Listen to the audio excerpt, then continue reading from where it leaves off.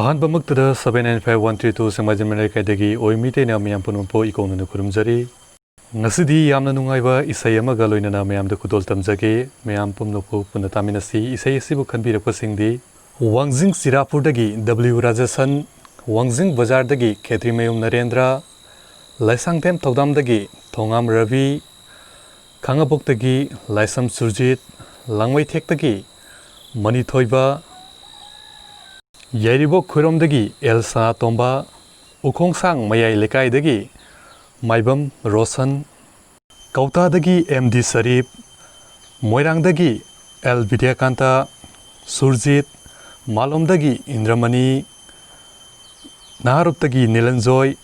निंगोंबम मखा लेकाइदगी सोइबम धनंजोय अमसुंग सेंगमाइजन मनिंग लेकाइदगी ओइना मालेंगम मितैन खनबिरकपनी हौजिक कुदोल तमजके पुनिंग संग तामिनसे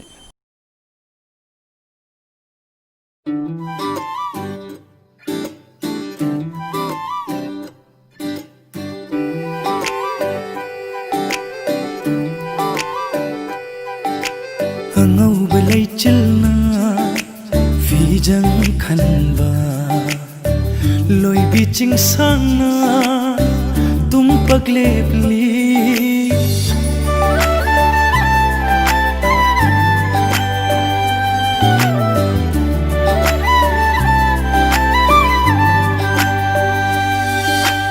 Angouba leichina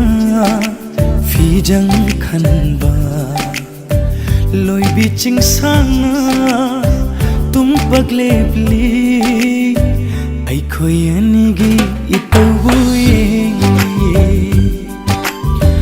ai khoi anigi itobuye asang bahanauna cherei thonba tamna sandupa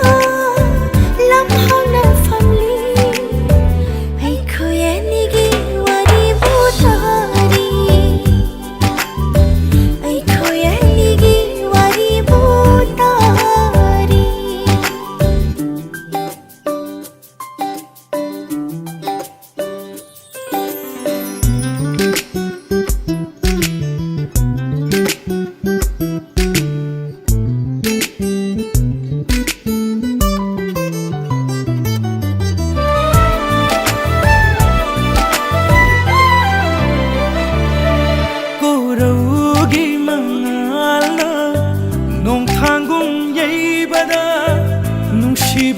mai thong na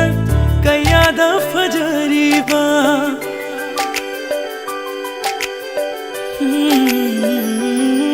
koraugi mangal na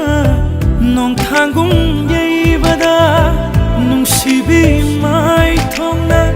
kaya da fajari ba loi sin khidra pamu jai